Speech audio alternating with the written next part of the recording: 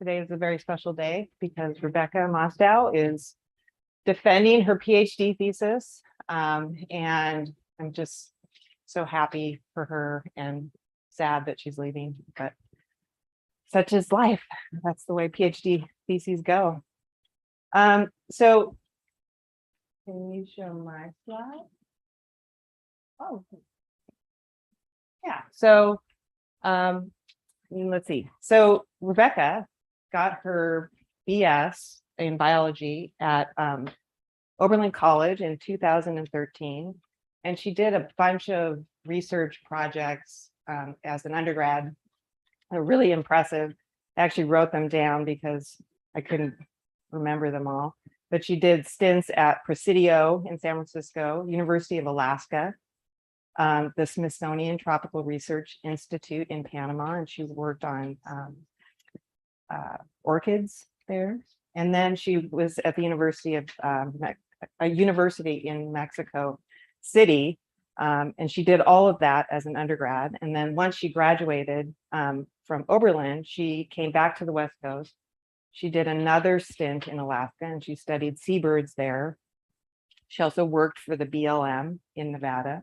So we're talking like 7 research experiences up to this point.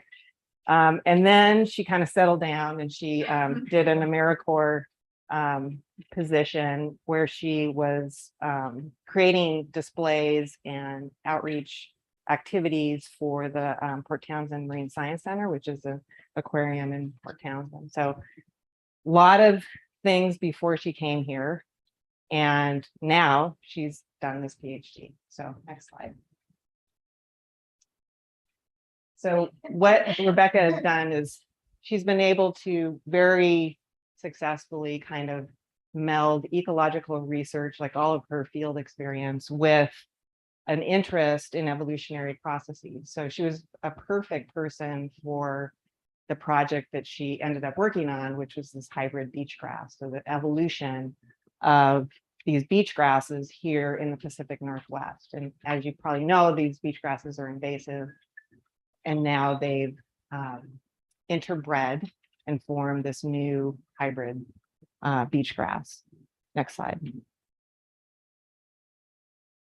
And she'll tell you a whole bunch about it, but you can see that she did a lot of different kinds of field work and also a lot of lab work, but I don't have pictures of the lab work because those are boring, but you can picture it, you know, test tubes and stuff like that.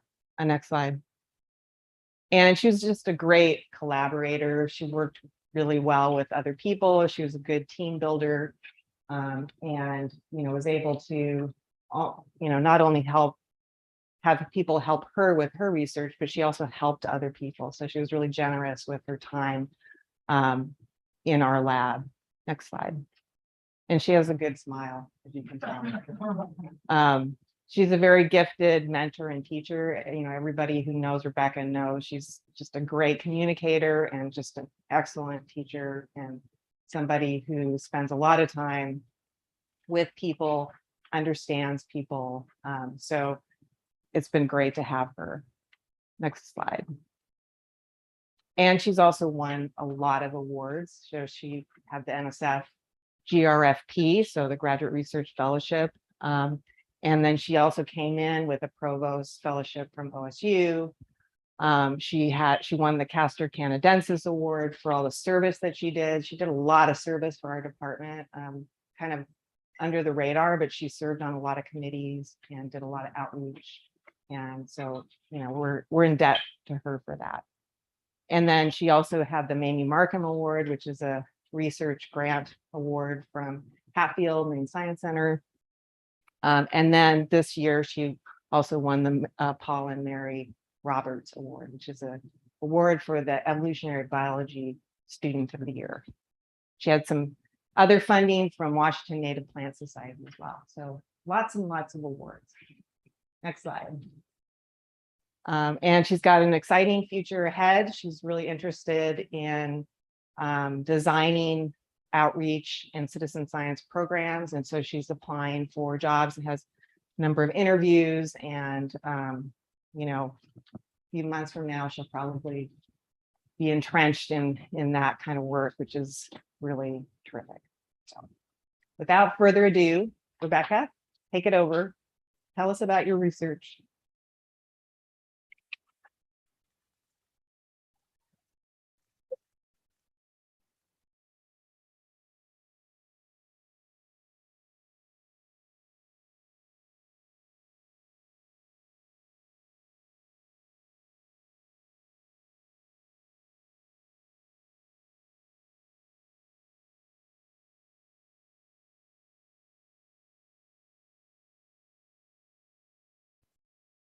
Awesome. Thank you, Sally. And thank you all so much for being here. I don't think I've ever presented in front of an audience of no strangers. And so it's really wonderful to have all of you in person and all of you on Zoom. It's really wonderful to see these names popping up of people from the many, many parts of my life that Sally just mentioned. So thank you all for being here. I am really excited to tell you about the work that I've been doing for my dissertation here in integrative biology. So the title of this talk is Hybridization of Non-Native Beach Grasses in the Pacific Northwest, Discovery, Characterization, and Ecological Effects of Ammophila arenaria x Ammophila breviligulata. So before we get too deep into it, I just wanted to tell you about what themes we're going to cover in this talk today. So I'm going to start by telling you about hybridization. What is hybridization, and why do we care about hybridization when it happens in invasive species? Then I'll transition to telling you about this amazing ecosystem that I've been really lucky to work in. So these are the Pacific Northwest coastal dunes. We'll talk about dune natural history and the plants that grow on the dunes. And then we'll transition and get into the meat of my research. So we'll start by talking about that hybrid beach grass that we discovered that Sally mentioned, and then I'll tell you about the implications of that discovery. So the ecological implications and the genetic implications. And the thing to note is that there'll be these little bubbles in the bottom corner of the slide. So if you ever get lost in time and space and you don't know where we are in the presentation, just look down there. That'll be a little guide for you. Okay, let's get into it. So hybridization is sexual reproduction between individuals of two different species. So when I think about hybridization, like before I started this project, I usually would think about something like a mule or maybe even a pluot, right? I'm thinking about these artificial hybrids that humans produce. But hybridization is actually fairly common in natural systems. And so about 10% of animal species and 25% of plant species hybridize with at least one other species. So hybridization is this really exciting evolutionary process because it's inherently creative. It is taking chromosomes that have evolved under different conditions and putting them together in an organism. And so weird and exciting things can happen, including rapid adaptation and speciation. And one scenario in which hybridization can be particularly impactful is in invasive species. So hybridization has been shown to increase the invasive potential, especially in plants. And it can do this in a number of ways. The first is that it can change the genetics of one of the parent species, one of the hybridizing species, either just by increasing the population genetic diversity of that species via sort of repeated hybridization can lead to gene flow between the species, or it can produce a hybrid that is in and of itself an especially invasive organism. And so I'm showing up here just some classic examples of systems where hybridization has had a big impact on the invasion. So there's the Spartina, the marsh grasses up there. The tumbleweed salsola is a classic complex, hybrid complex. And today I'm going to make the case that we should add another organism to this list, which is this hybrid beach grass that we have discovered in the Pacific Northwest. And this is a hybrid between two invasive grasses here in Oregon and Washington.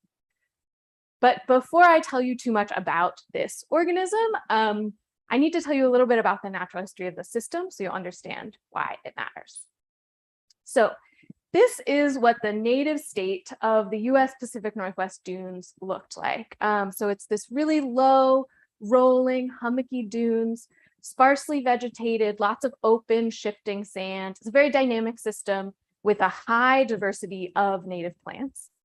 However, in the early 1900s, when Euro-American settlers came to the Oregon and Washington coast, they introduced beach grasses in order to stabilize this naturally shifting sandy environment. And the beach grasses spread and took over, and they did exactly what they were introduced to do. They stabilized the sand and they built these tall linear dunes that are very densely vegetated. So this is what the system looks like now, and really stable. And the beach grasses spread outside of the areas where they were originally introduced, leading to region-wide changes in dune shape and dune diversity. So just to give you a sense of the scale of that change, on the left, we have pictures from early beach grass introduction, and on the right, pictures from 10 years ago now, showing just on the left, notice that there's lots of white, open, shifting sand, and on the right, there's lots of green, dense dunes. But the other thing to notice about what's happening in the sort of modern dune system is that the dunes are not just densely vegetated, they're densely populated by humans, right? There's lots of houses in the second pictures. And that is because of these beach grasses. So the beach grasses build almost like a living seawall that humans can build their houses behind, and they increase the coastal protection. They protect those houses built on the coastline, and they increase the stability of the sand. So those are sort of these positive consequences of beach grass introduction. But there have also been negative consequences. So beach grasses are really competitive. They outcompete all those beautiful native plants I showed you in the first slide. So they decrease plant species richness, and they also decrease habitat for some of our native birds and animals, other animals, especially for the Western snowy plover. So there are these positive consequences for sort of coastal development and negative consequences for biodiversity management. So there's this trade-off there. So I have been talking about beach grasses as a group, but there are actually two species of beach grasses that were introduced in the Pacific Northwest: Ammophila arenaria and Ammophila breviligulata. The Ammophila arenaria is present in Washington, Oregon, California, and Ammophila breviligulata is really just from sort of northern Oregon north through Washington. And these two species of grasses have differential effects on dune morphology, the shape of the dunes, and coastal protection, biodiversity management. So for the next part of the talk, we're just going to zoom in on those two species and talk about the differences between them. So Ammophila arenaria, or European beach grass, is non-native here on the Pacific coast and is native to Western Europe. Ammophila breviligulata, or American beach grass, is also non-native here in the Pacific Northwest and is native to the US Northeast and Midwest. Because of this slightly confusing common name, right? American beach grass is actually not native here, even though we're still in the US, right? I'm going to keep using these scientific names to help you remember. The red will always be Ammophila arenaria, and the code that I'll sometimes use for it is AMAR. And blue will always be Ammophila breviligulata, and the code that I'll use is AMPR. Okay, so these two species, they look pretty similar. They're both these sort of sand-loving, they spread via rhizomes, they're perennial grasses, but there is one character, one trait that we can use to identify the difference, these two different species when we're out in the field, and that is the ligule. So the ligule is this thin piece of tissue between the leaf blade and the stem. In Ammophila arenaria, it's a really, really long and skinny and pointy ligule. And in Ammophila breviligulata, it is short and flat. So breviligulata, the specific epithet, right, is just brevi is short, ligulata is liguled. So that's the character that we use to tell apart these two species. Okay, so these two species, they look fairly similar, but they have differential effects on dune shape. So Ammophila arenaria dominated dunes tend to be taller and steeper than those dominated by Ammophila breviligulata. And that is because of a positive feedback loop between grass growth and sand deposition. So as the grass grows more densely, more sand is deposited and it builds these taller, steeper dunes. Ammophila arenaria dominated dunes also tend to have a greater plant species richness than those dominated by Ammophila breviligulata. So these two species are both non-native in the Northwest, and they overlap in their range from around northern Oregon north through southern Washington. And as far as I know, this is a globally unique range overlap. They've both been introduced in other places in the world, but as far as I know, they don't both occur anywhere else. And it was in this range overlap in 2012 that a member of Sally's lab found this beach grass that just was intermediate in morphology and phenology. It just didn't fit the sort of schema that I just described to you. It had some intermediate characteristics. It was flowering at the wrong time when nothing else was flowering. And it was first found in Long Beach, Washington, and then later at 3 more sites in Washington and Oregon. And so the question that the lab asked is this beach grass a hybrid? And that question, is this beach grass a hybrid, became the spark of my first chapter of my dissertation. So I asked, is this beach grass a hybrid? And if it is a hybrid, how does the morphology, the genetics, the genome size, how do those traits differ from the parent species? I'm going to go ahead and spoil it for you. It is a hybrid. You probably, picked that up from the number of times we've talked about this discovery. So the next thing I'm going to do is show you the evidence we have that supports that it's a hybrid, and then some other pieces of evidence we gathered at the very beginning of this project that sparked the later questions that became the next 2 chapters of my dissertation. So the first thing that we did when we were wondering what was going on with this weird-looking grass is we collected hundreds of plants from the field and measured a suite of morphological traits on those plants. And I'm just showing 3 of the traits that we measured. And for these figures, the x-axis is the species. We have AMAR, that's Ammophila arenaria. HYBR is the hybrid. And then AMBR is Ammophila breviligulata. So those are our 3 species.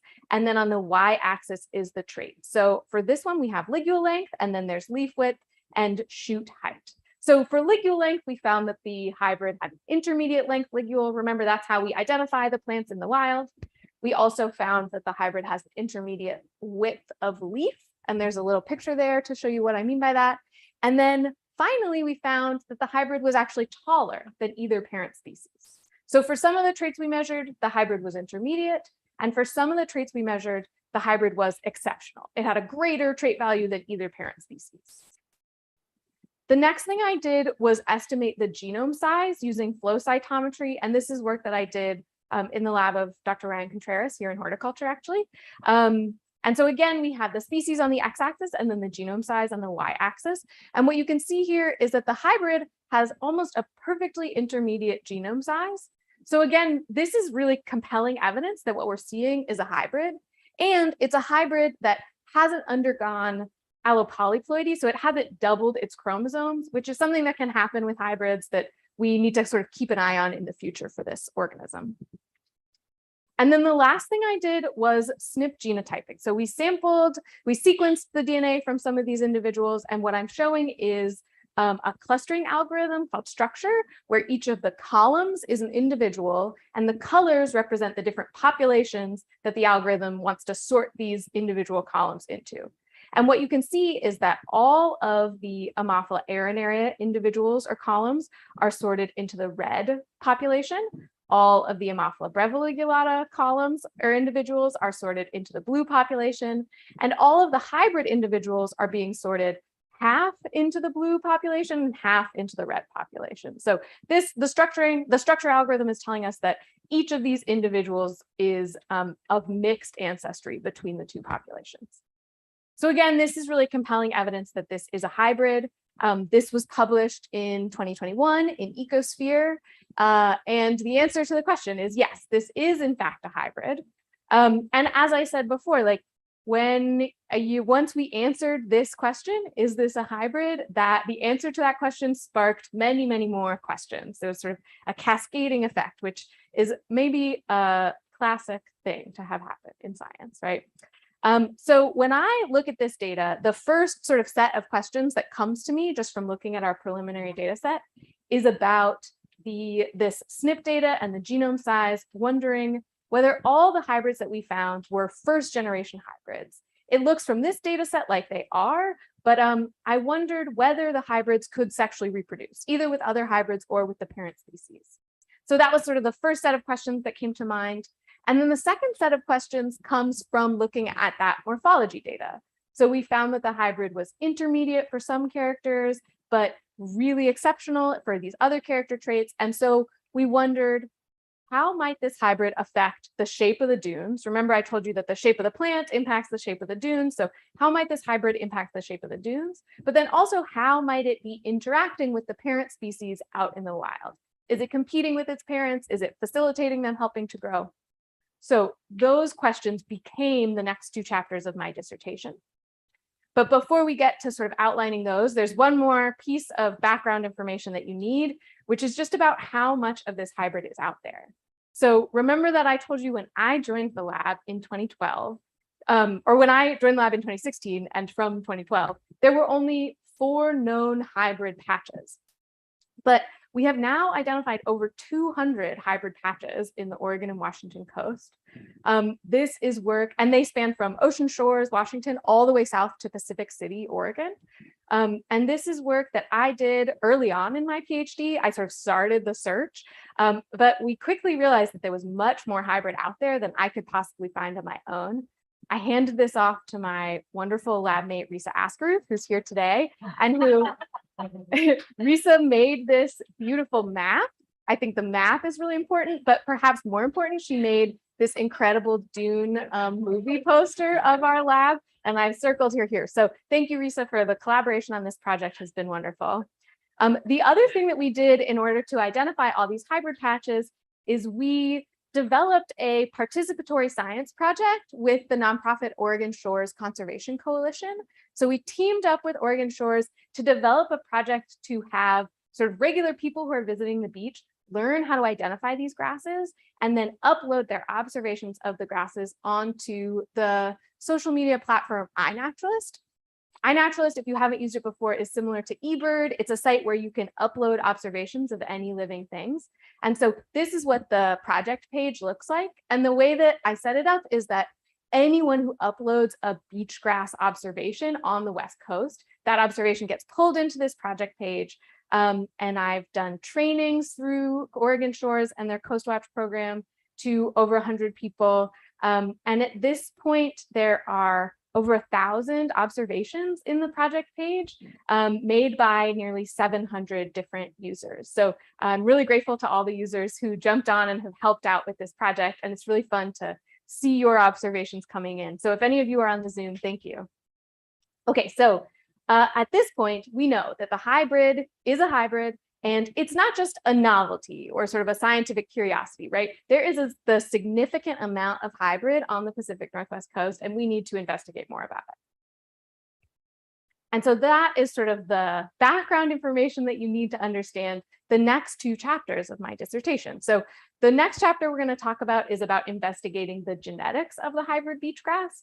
And I asked the question, is the hybrid able to sexually reproduce either with other hybrids or with the parent species? And then once we talk about that, we'll get into understanding the ecological interactions between the hybrid and the parents.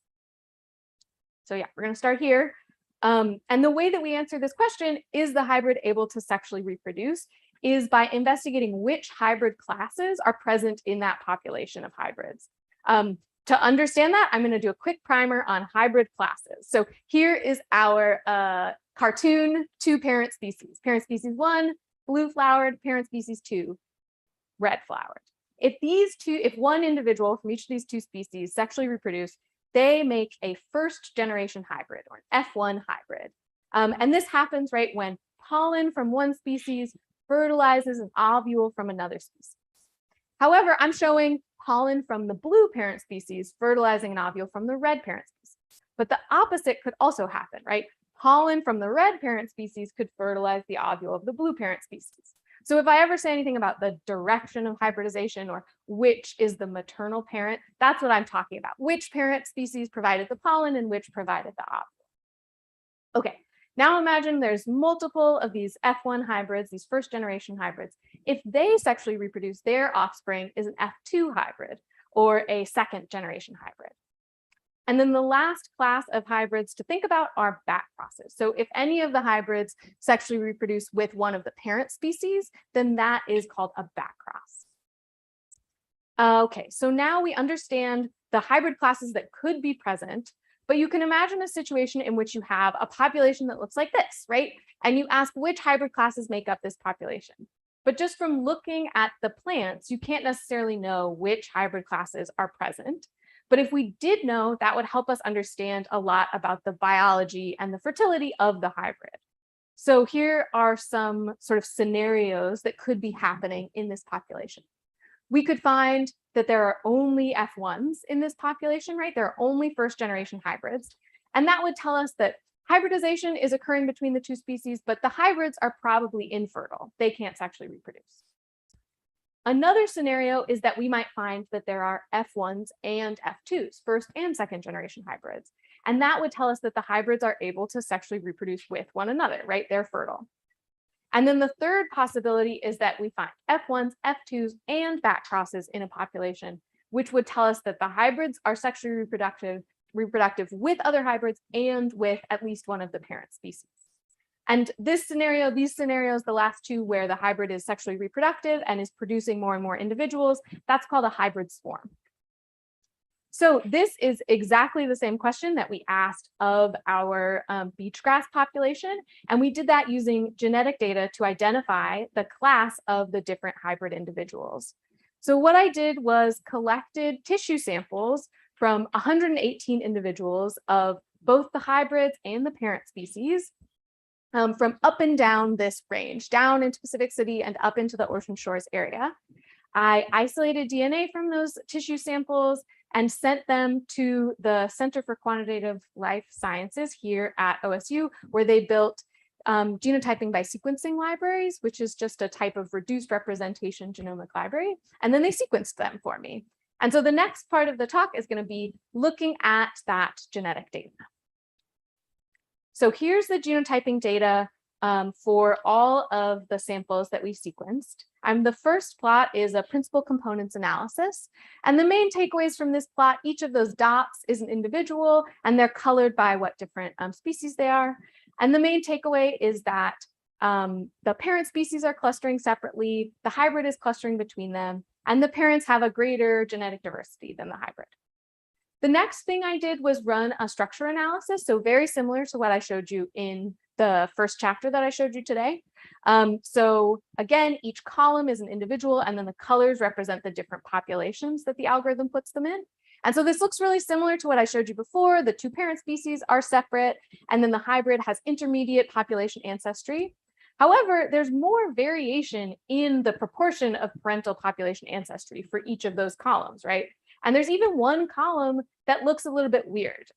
It has a really high proportion of Ammophila arenaria ancestry and a really low proportion of Ammophila breviligulata ancestry. So this is definitely not a first generation hybrid, right? And perhaps could be a back cross. So I knew that I needed to do more digging to understand which hybrid classes are present in this population. So a classic way to represent which hybrid classes are present in a population is using a triangle plot. So a triangle plot compares the hybrid index on the x-axis to interspecific heterozygosity on the y-axis. So hybrid index is just the proportion of the genome that comes from one of the parent species. So here, the hybrid index represents the proportion of the genome that comes from parent species 2, the red flowered parent. So a hybrid that had a hybrid index of 1 is an individual with 100% of its genome from that red parent species. That's just a parent individual, right? And then heterozygosity on the y-axis is the proportion of loci with one allele from each of the parents, as opposed to having both alleles from the blue parent, both alleles from the red parent. This is an individual with one of each, right? So a first generation hybrid would have a hybrid index of 0.5. It has half of its genome from one parent and half from the other. And then it's going to have a perfectly heterozygous genotype because all of its chromosomes are one from each of the two parent species. So it's going to have an interspecific heterozygosity of 1. So all of our first generation hybrids fall at the very top of the triangle plot. Then if we want to add the other hybrid classes, our second generation hybrids, they have undergone some recombination. So they'll have lower heterozygosity. They'll have some homozygous loci. So here's where the F2s would fall. There's actually sort of more spread in the F2s usually. They'll have some different hybrid indices as well, more spread in their hybrid index. And then the back crosses will actually fall on the lines of this triangle. And that's because they'll have more, a higher proportion of their genome from one parent species for the other. Okay, so now we know where all of the different hybrid classes fall on a triangle plot, and it's time to add the real data.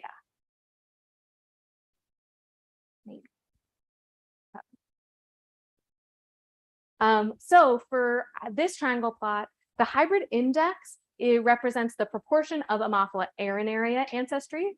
I'm going to color the dots. Each point will represent a hybrid individual, and I'm going to color the dots by region. So red is our furthest north region, Ocean Shores, and blue is our furthest south region, Pacific City. And then the shape of the points represents the maternal parent. So remember I told you about direction of hybridization, right? So this is the parent that provided the ovule that was fertilized. Okay, I'm going to add the data. Drum roll. No, I'm sorry. Okay, so the first thing to notice here is that there are dots all over the triangle plot, right? There are many hybrid classes present in this population.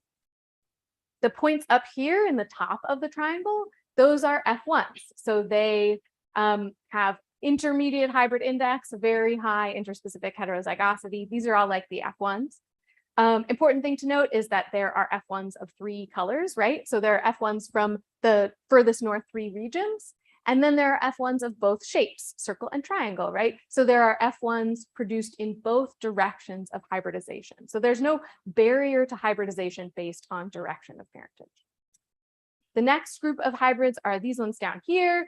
So in the base of the triangle, these are our F2s. Again, they're actually from all 4 regions, and they have been produced in both directions of hybridization. And then we have one individual on the line here, which is a backcross with Ammophila arenaria. So the hybrid population is made up of F1s, F2s, and at least one backcross. Hybridization is occurring in both parentage directions, and many of these hybrids appear to be fertile based on the number of F2s present. So in conclusion of that chapter, we can describe this now as a hybrid swarm. This is a population of interbreeding hybrids. The hybrid is fertile, and there are very few barriers to both the production of hybrids, so hybridization between the 2 parent species, but also barriers to the production of F2 hybrids, so fertility of the hybrids with itself and with its parent species. I mentioned in the beginning that repeated backcrossing can actually lead to gene flow between parent species, which is called introgression, which could have significant consequences for the course of this invasion if we change the population genetics of these, widespread parent species. So future research should definitely test for evidence of introgression in these parent species, search for more backcrosses. The fact that we've only found one is curious and interesting, and maybe assess the morphological differences between the hybrid classes. So I'm showing the pictures of our 3 hybrid classes, F1s, F2s, and the backcross. The backcross, just anecdotally, is weird looking. It grows really dense, like extremely densely. It flowered at a totally wrong time this last year. Sally said the other day that it looked like it had been electrocuted, which seems pretty legit to me. So yeah, more than maybe me saying it looks electrocuted, more data about how this backcross actually differs from the parent species is necessary. Okay, so for the chapter 3 of my dissertation, I looked at the genetics. I asked if the hybrid is sexually reproductive, and the answer is yes, it's fertile. So now we're going to move on to chapter 4, which is about the ecological interactions of the hybrid. And I asked, does the functional morphology of the hybrid differ from its parent species? And could those differences in the way the plants look affect dune shape? And then I also asked, how is the hybrid interacting with the parent species? Is it competitive? Is it facilitative? What's going on there? And the way that I did that was with a common garden species interaction experiment at the Hatfield Marine Science Center. So this work was funded by a Markham Research Award and a Sea Grant grant to Sally and Felipe. So I'm very grateful to those funders to making this project possible. So the goals of this experiment were to first compare the growth rate and morphology of the hybrid beach grass to its parent species. Second, determine the two-way species interactions between the hybrid and its parent species. And third, project the effects of those species interactions on the population dynamics of the hybrid and its parent species. So the way that we set up the experiment was there were these plastic bags, and I filled them with sand, and then I planted different combinations and different densities of the grasses in the bags. And there were 9 different treatments of plant combination and density. There were 3 low density monocultures, and you can think of these as like the control of the experiment. These are plants just growing by themselves, very, very low density. Then there were 3 high density monocultures, which we used to test the effect of growing with more of your own species, more of your same species. And then there were 3 two-way interaction treatments. And so 6 of the 2 different types of plants growing together in a bag. So 9 treatments, and then we had 6 replicate blocks of each of these treatments. And so this is what the experiment looked like. There are 9 treatments and then 6 replicate blocks.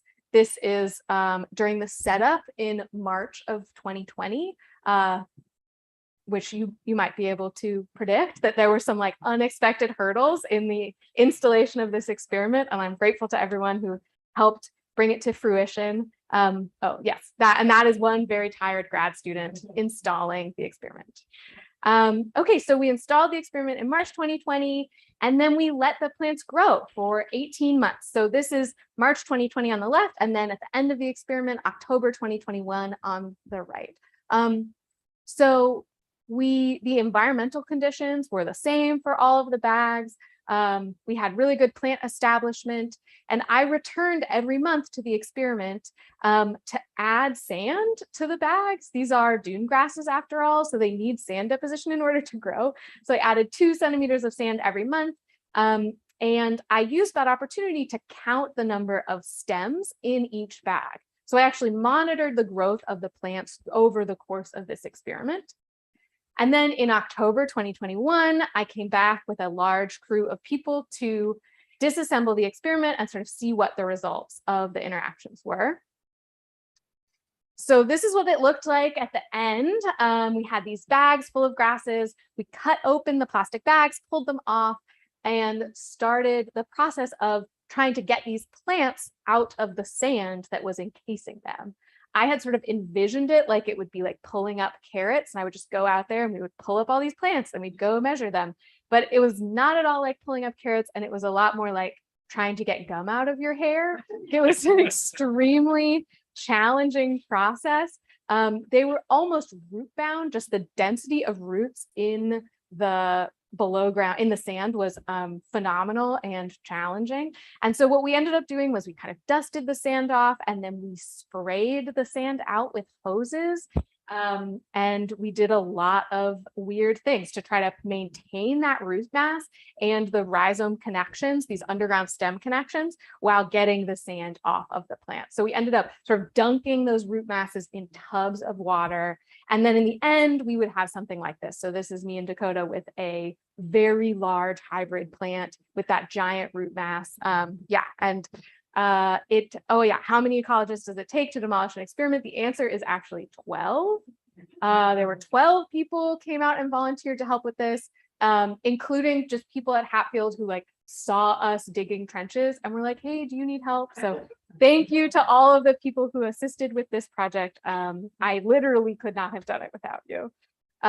Okay, so then I took these giant plants back to the lab. We dried them at room temperature, and we ended up with these big masses that look like this. And then me and 2 undergrads, Hugh and Hannah, just tore apart these plants to measure all of these different morphological characters. So we weighed them. We got the total biomass, below ground biomass, above ground biomass, total number of stems. I measured the length of all of the rhizomes in the monoculture bags. We just did a ton of morphological measurements. And so for the next part of the talk, I'm going to show you just a small subset of the data that I collected from this experiment. So the first thing to show you is the stem density. So remember, I told you I monitored the experiment once a month for the course of the project.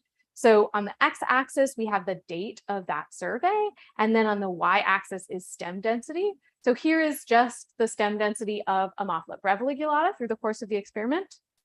And then I've layered Ammophila arenaria on top of it. And I'm only showing bags that were high density monocultures, just so that they're equivalent. So the things to notice here are that the two different species, they started in their bags with this really close to the same density, and they ended with really close to the same density, but they got there in different ways. So Ammophila breviligulata, that blue line, it experienced its sort of fastest stem addition rate late winter, early spring. While Ammophila arenaria, the red line, it experienced its highest stem addition rates sort of in the fall, late summer, early fall. So that's an interesting finding that has implications for how these plants might sort of establish on dunes and take over sand. Okay, now I'm going to layer the hybrid on top of this. So here is the stem density of the hybrid. It's appropriate to gasp. Thank you. Yeah, so the big takeaway, right, is that the final stem density of the hybrids in these high density monocultures is almost 2 times more than that of the parent species. It grew extremely densely and very well in this experiment. And again, they started at the same density. The other thing to take away that is just sort of fascinating to me is that the hybrid doesn't experience those sort of lulls in stem addition that the parent species do. It basically, if either parent species is adding stems, is growing more stems, the hybrid is also growing more stems. It almost looks like if I added the 2 parent species lines together, you would get the hybrid line. So this is an exciting and sort of a result with some significant consequences, right? Because I told you that stem density is an important trait for dune building. And so a plant with denser stems might be able to trap much more sand. Okay, now we're going to zoom in on just this final time point here and look at some other morphological traits. So the first thing, oh, sorry, there's a takeaway message. The hybrid grows at a higher stem density than either parent species. The first thing I'm going to show you is the total biomass. So again, this is the end of the experiment. We have these bags filled with these full plants that we weighed. The x-axis is the species, and then the y-axis is the total biomass. And then I'm going to color the boxes by treatment. And so treatment, this green is no interaction. This is just 6 plants growing by themselves. And then the other colors are 6 plants growing with 6 more AMAR plants, 6 amber plants, 6 hybrid plants. So if, for example, you're thinking about the Ammophila arenarias, if they're growing with 6 more AMAR plants, that's the 12, that's the high density treatment there.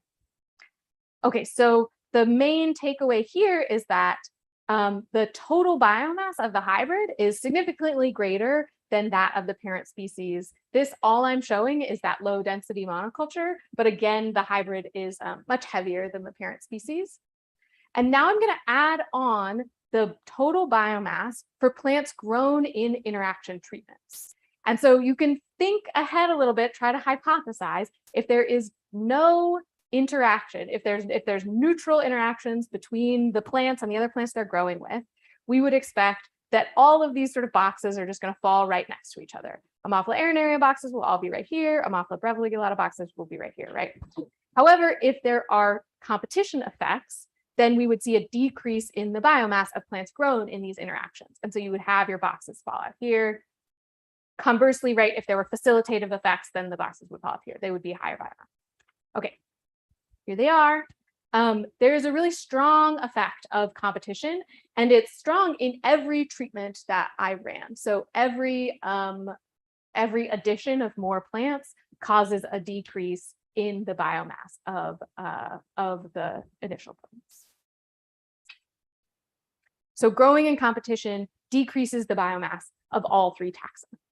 However, just from looking at this, we can't really tell what the magnitude of the effects are, right? I can't really tell you about what the magnitude of these 2-way interactions are and compare them between the plots. And so what we're going to do next is I'll show you measurements of that interaction strength from this total biomass character. So what I used is the log response ratio to measure the interaction strength. And the log response ratio is just the log of the trait value measured on plants that were in the interaction divided by the trait value of plants that were grown in the low density monoculture. So what we're doing, right, is we're comparing plants grown in competition to plants grown without competition and quantifying the effect of the competition. And the important thing to note is that log response ratio is here on our x-axis. The 0 is here. So these are all negative values representing competition. And then the way that you read this y-axis is sort of left to right, the effect of the hybrid on the hybrid. And so that's this bar here, the effect of the hybrid on Ammophila breviligulata, et cetera, et cetera. So the first thing to note is that all of these effects are negative. They're all significantly different from 0. That's what those stars represent. So again, this is what we saw in that, raw data biomass. And the largest negative effect is the effect of the hybrid on Ammophila breviligulata. So growing with the hybrid has a strong negative effect on the biomass of Ammophila breviligulata.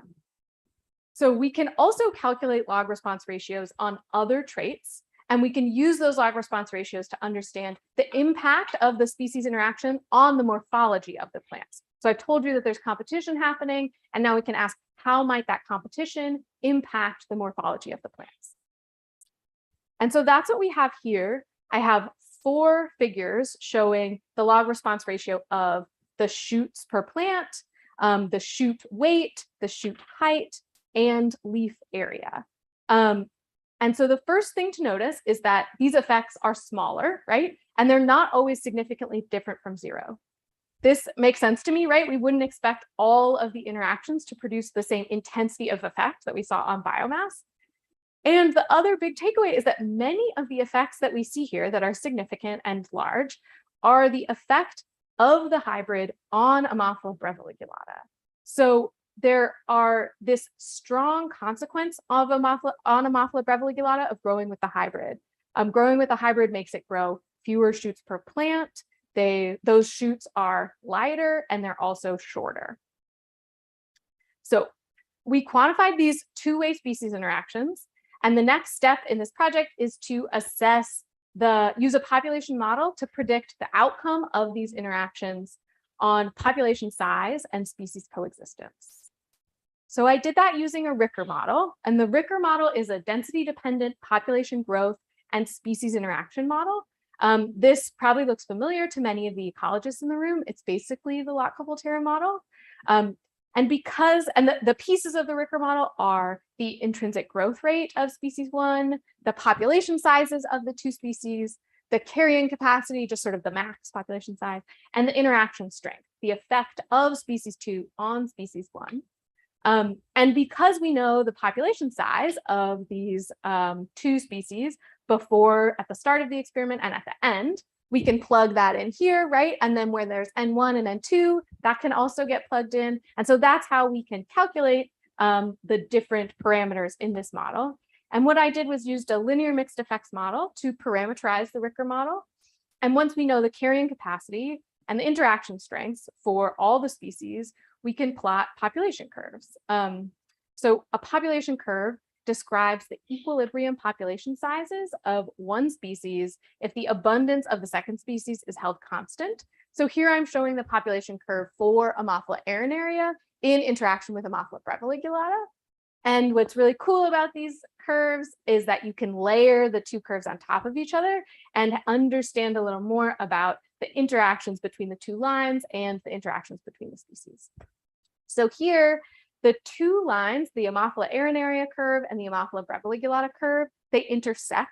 So that is an equilibrium point, but this is an unstable equilibrium point. So this is an unstable coexistence between these 2 species, which just means that depending on sort of where we start our population, one species could could sort of competitively exclude the other species, versus if we started someplace else, the other species might competitively exclude.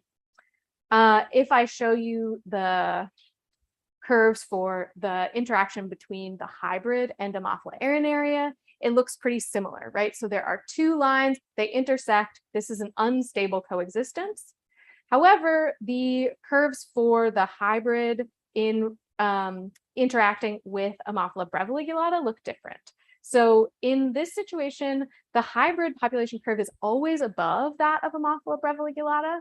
And this is evidence that there would be competitive exclusion in this interaction. So the hybrid is so competitive that it would outcompete and exclude Ammophila breviligulata. So the takeaway here is that the hybrid often outcompetes Ammophila arenaria and is always outcompeting Ammophila breviligulata. Okay, so we made it through the goals of the bag experiment. So I looked at the growth rate and the morphology of the hybrid, and I found that the hybrid grows more densely at a higher biomass and with much taller stems than the parent species. And this has implications for its dune building potential. I also found that the hybrid is competing with its parent species, especially with Ammophila breviligulata. And there are some interesting impacts of growing with the hybrid on the morphology of Ammophila breviligulata. And finally, we looked at the outcomes of that competition, and we found that the hybrid outcompetes Ammophila arenaria under many starting densities, but outcompetes Ammophila breviligulata under all starting densities. And this is a finding with significant consequences because the hybrid co-occurs almost exclusively with Ammophila breviligulata. So Ammophila breviligulata is the dominant grass in most of that range that I've been showing you on that map. So to sum up the findings of this dissertation, in chapter 2, I found that there is an abundant beachgrass hybrid on the Pacific Northwest coast. It has not undergone polyploidy, and it shows evidence of hybrid vigor. In chapter 3, I investigated the genetics of that hybrid and found that the hybrid beachgrass is fertile. The hybrid swarm is made up of F1s, F2s, and one backcrossed individual, and that hybrids are being produced in both directions. And then in chapter 4, we found that the hybrid grows taller and denser than either parent species, and it's quite competitive, and that there are implications for the effect on dune shape. So for the last part of the talk, I'm just going to get a little bit deeper into the consequences of these findings, right? And there are sort of 3 sets of consequences that we can think of in this system. So the first is about the impact of the hybrid on dune shape. The hybrid grows taller, it grows more densely, and it, like in total, has a higher biomass than either parent species, which has implications for the shape of the dunes. It might build dunes that are taller, potentially wider, and more stable. So it has an exceptional below ground biomass when compared to the parent species, which is an important character trait for dune stability. Changes in dune shape would have cascading effects on the ecosystem services provided by this system. So the dunes could provide increased coastal protection. Perhaps they actually have increased carbon storage because of the high below ground biomass. And they might also have decreased biodiversity if this highly competitive plant is also competitive against native plants or grows so densely that it's poor habitat for native animals. The next set of consequences are about the genetics of the hybrid and of its parent species.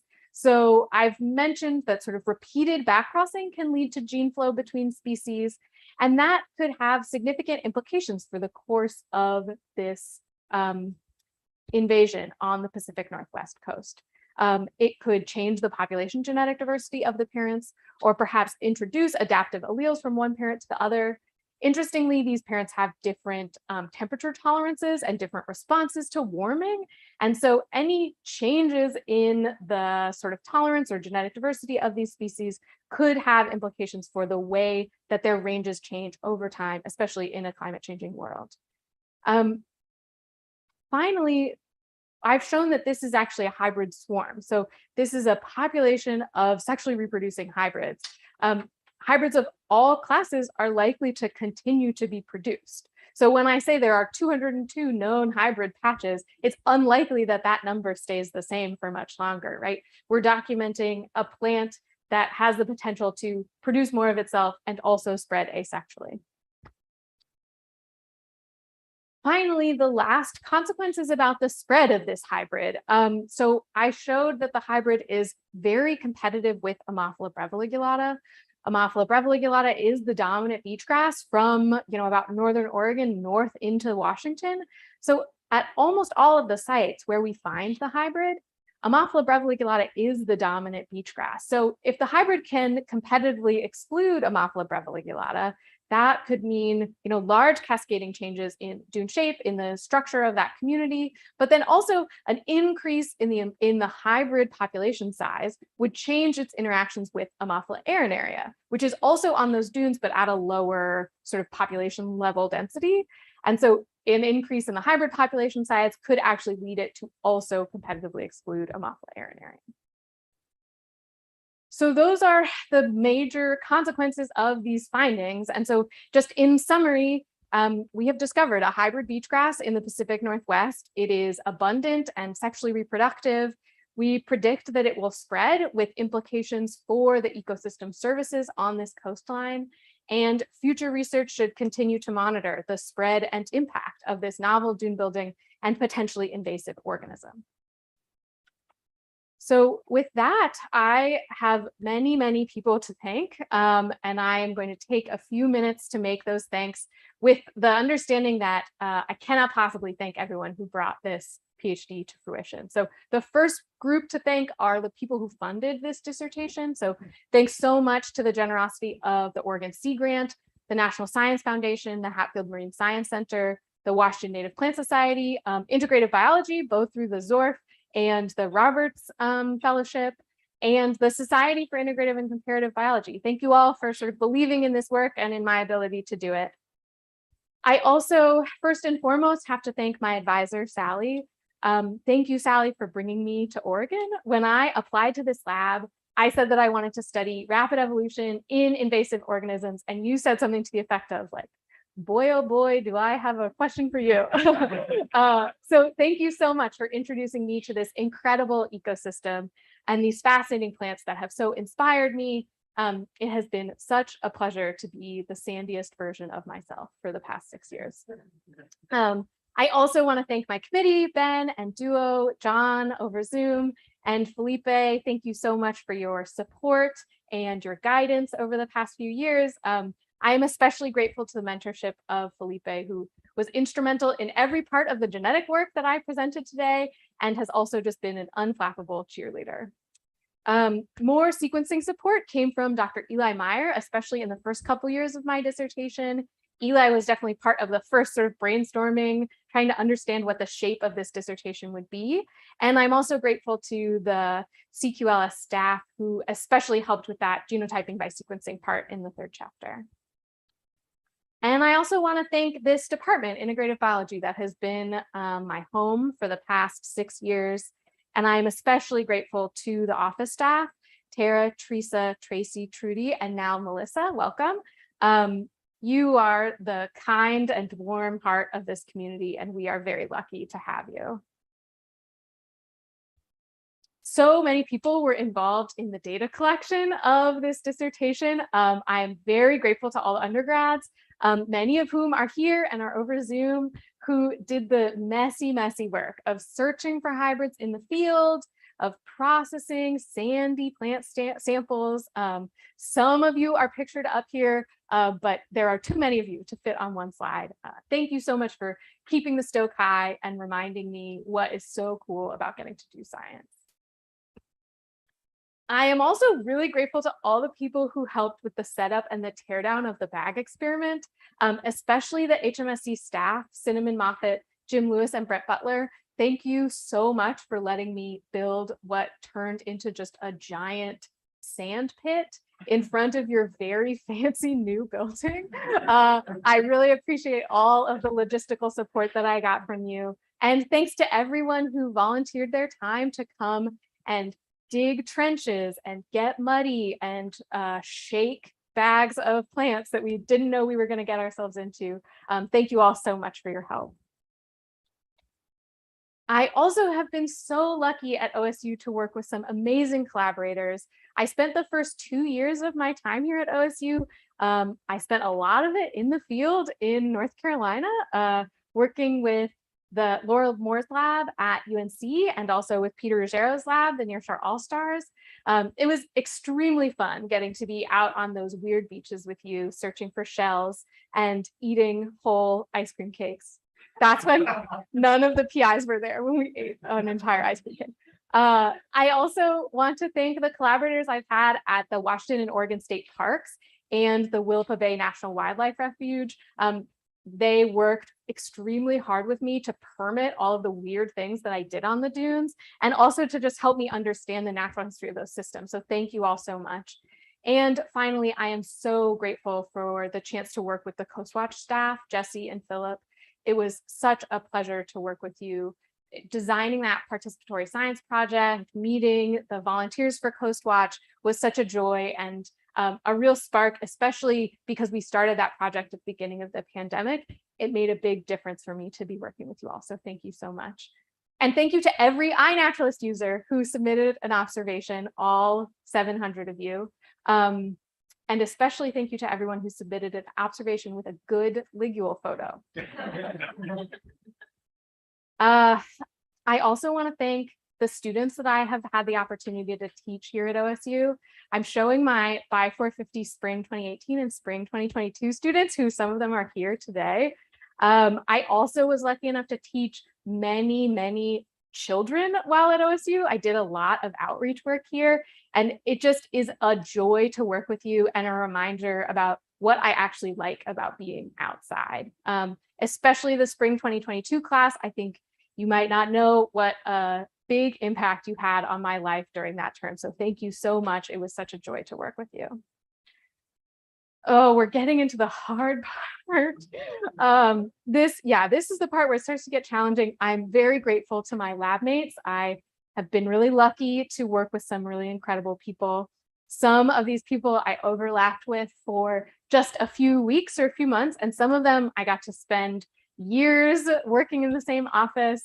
Thank you all so much for sharing not just your knowledge of this system, but also your wisdom about how to walk through the world. It's been a joy to work with you and be silly with you and learn from you and be your friend. I am especially grateful to the friendship of John Stepanek and Risa Askeruth, who really changed the course of this last leg of this very long journey. Thank you so much for your friendship and your kindness and taking care of my dog. It is traditional to spend your last two slides thanking your friends and your family. And it is really challenging for me because no PowerPoint slide could possibly represent the gratitude that I feel for my incredible friends and family. I will try. Thank you to my wonderful friends. This is just an incredible and weird bunch of nerds that I have picked up along the way, along these many travels. You all inspire me with your creativity, your empathy, your light, and your enthusiasm for this lovely, lovely planet. I promise to pick up the phone more now that I'm done with this degree. And finally, thanks to my family, both the furred members of my family and the human ones. There are no words to express my gratitude for a lifetime of love and support. Thank you for putting up with my weird obsessions and my shouting of animal facts at you. And thank you for encouraging me to keep going, even when this road seemed impassable. I am so incredibly lucky to be one of you. And with that, I will plug my iNaturalist site. You can scan this QR code if you are interested in joining the project. And I would love to take questions. We're like right at time, but can take questions from the audience and from this.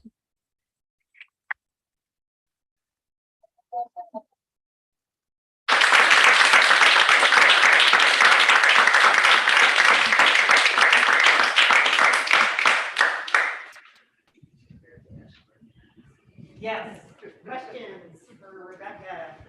Zach, I would love to hear your question. Great talk. Thanks, Zach. That was really exceptional.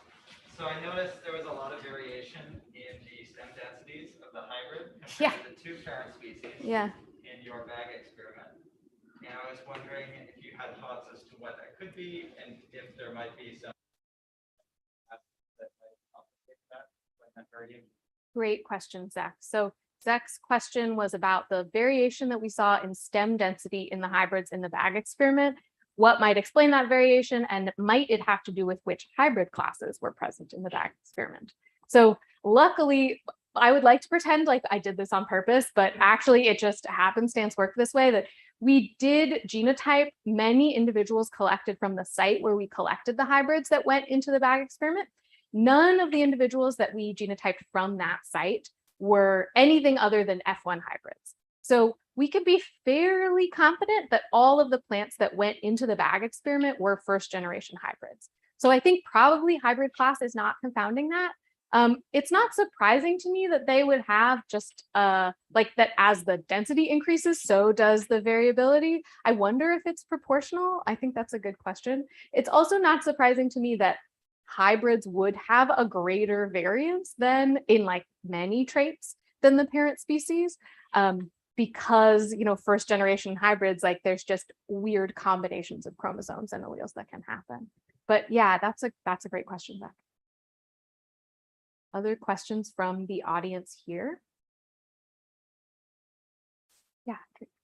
So now that you've done all this fabulous work and you've gotten all like this amazing data, what are you going to do now? What's your fifth chapter? My fifth chapter.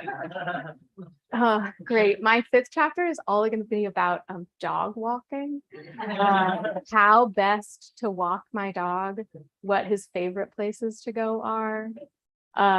Yeah, I think there's a lot of opportunities to continue this research, and there's a lot of work that I did here at OSU that is like not presented here today. Yeah, I think sort of the most sort of fruitful next step is to think about, are there differences between these hybrid classes? Like that's sort of a curiosity, but Risa is doing a bunch of work thinking about how the hybrid might affect the shape of the dunes, as you well know. And I think that's sort of the more practical next step, is to think about like, okay, what does this actually look like when we're outside? Yeah, thanks. Linda. Thank you. So my question is about what we should do with this information. Yeah. If you had an audience of like legislators in Oregon and Washington, what would you say? Like, should we do anything about it? Should we let it play out? What is your— Yeah, that's a great question. I mean, I think it really depends on our goals for this system. This is already a highly invaded system, right? It's densely covered in these grasses. And I think a lot of the sort of dune management conversation now is about deciding which areas should be dominated by these beach grass species because they're necessary for coastal protection. Like, you know, Pacific City, Oregon, there should be dunes in front of the houses there. But then thinking about, are there areas that we can restore to a more native state to improve the habitat quality, improve the plant species richness? So honestly, I don't think that the hybrid changes that part of the conversation that much, right? Like the question about where the beach grasses should be and where they shouldn't be is still about, you know, what ecosystem services we value more. And I think I would recommend that they give Sally lots of money to study what the effect of the hybrids on the shape of the dunes is going to be, because I think if we find that the hybrid is, you know, having some unexpected impact on dune shape, then it would be important to sort of step in. At this point, there is a lot of it out there, so it would be very hard to sort of prevent its spread. Peter. Rebecca, I agree with others. That was absolutely awesome talk. Thank you very much. Is there any reason to expect that the southern rate of expansion of the hybrid would be faster than the southern rate of expansion of the bread? Such a good question. So sorry, Zoom. The question is there any reason to expect that the southern rate of expansion of the hybrid would be greater than the southern rate of expansion of Ammophila breviligulata, which is one of the parent species that has been moving south? Good. Is there any reason to expect that it would be greater? No, I think that we found it in Pacific City because, like, my understanding is like, because there is significant breadth in Pacific City. I think I have been working with these iNaturalist users that I sort of message in areas where there are those remnant populations of breadth, wondering if maybe it could be produced in other more southern areas. But in terms of spread of individuals further south, I would expect that it would happen at the same rate. You know, it would be the same, sometimes seed dispersal, often just those like storm, you know, erosion and then redeposition events. Yeah. Ken Mostow. Do you have any ideas about what the hybrid might face with differences in soil, weather, pollution? Yeah. Bird droppings? Don't ask. I don't know. Yeah. Yeah, so the question is about, could the hybrid have different, like, could it be affected by different environmental conditions? And like, what kind of challenges might it face out there in the wild?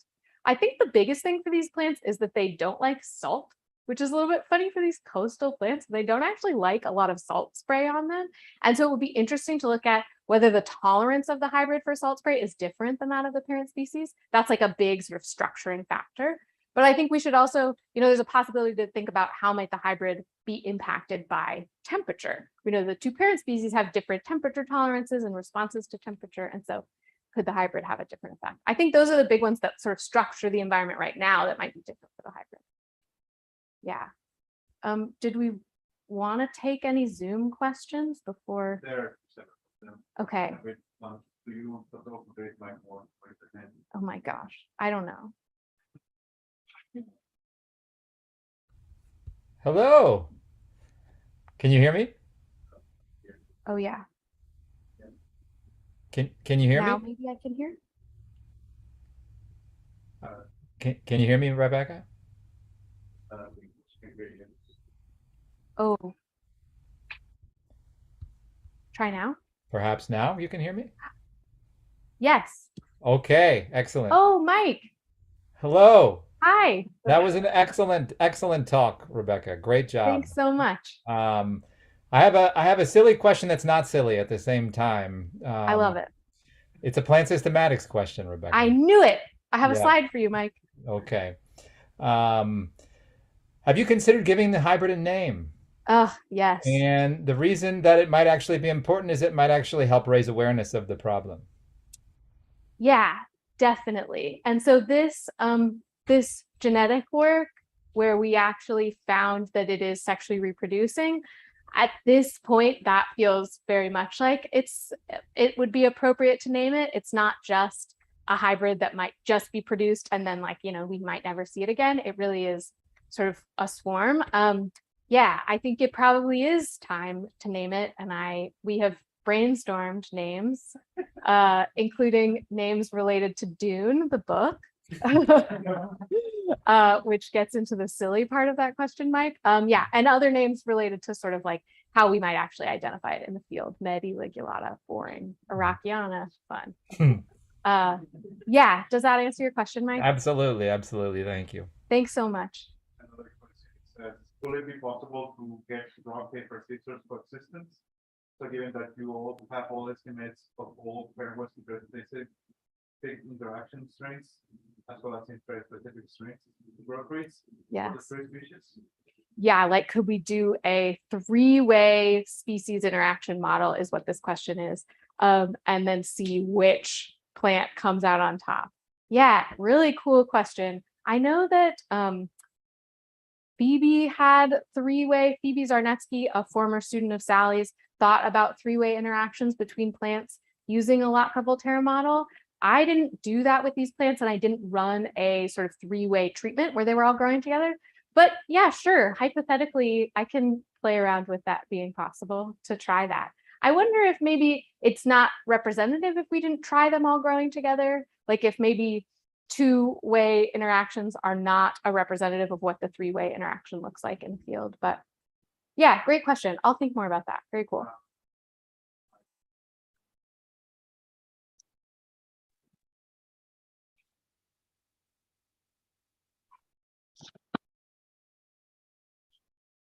Take a Zoom question. Yep. Yes. Yeah, great talk, by the way. Very nicely done. I'm very impressed. I had a question about the difference in genome size. So is that a large difference? Because I was curious that the F1s are so fertile. So obviously those chromosomes are pairing up and segregating properly. How many chromosomes are there in each parental species? Yeah, good. Yeah. So the question is about the genome size. Yeah, so the genomes of these plants are pretty big, not like huge for grasses, but like big for plants in general. And the chromosome number is 48 for both parent species. 2N48. So we, assume that the hybrid is the same. Yeah, was there other parts of that question? Just sort of, is that a big difference and might that affect sort of their fertility? Yeah. Well, I was just curious if they have the same chromosome number and the Yeah. chromosomes are pairing properly. Why is there a big difference in genome size, or is the difference not that large? Yeah, so they have the same chromosome number. However, both parent species have had their chromosome numbers measured in different populations and found different numbers. They're in this group of grasses that like definitely has polyploidy in its evolutionary history, and sort of regularly there's sort of more polyploids pop up. Yeah, I wouldn't say that I agree with you that the genome size was helpfully large for this project. Like if it had been too similar, it would have been hard to tell if the hybrid was different, but yeah, apparently not large enough to impact their fertility. I guess the big thing for me in regard to the ability of these two species to hybridize is that they're not actually sister species. They're not that closely related. Recent phylogenies are putting them, recent like molecular taxonomic work is putting them in different clades in like a much larger genus. So yeah, they're not super closely related, but they are able to hybridize. All right. One more? Sure. Yeah. Take one more and then we'll shut it down. The question is, how will the morphology of the dunes getting higher to wider impact the Oregon beach flow, Mhm. particularly on coastline? I know that several North Oregon coastal communities are considering dune sculpting for low for ocean use. Yeah, totally. Yeah. So this question is about the effect of the hybrid on the shape of the dunes and whether there's this possibility that the dunes get too big. There are communities that scrape their dunes. Yeah, I mean, it does seem like if the hybrid takes over more territory, ends up being a dominant grass on the dunes, it would build dunes that are taller and that might get in the way of view shed or the ability of people to sort of see over the dunes and have a nice view from their house. And then there might be more, there might have to be more dune scraping to maintain the views. Yeah. Great. Okay, well. All right. Thank you.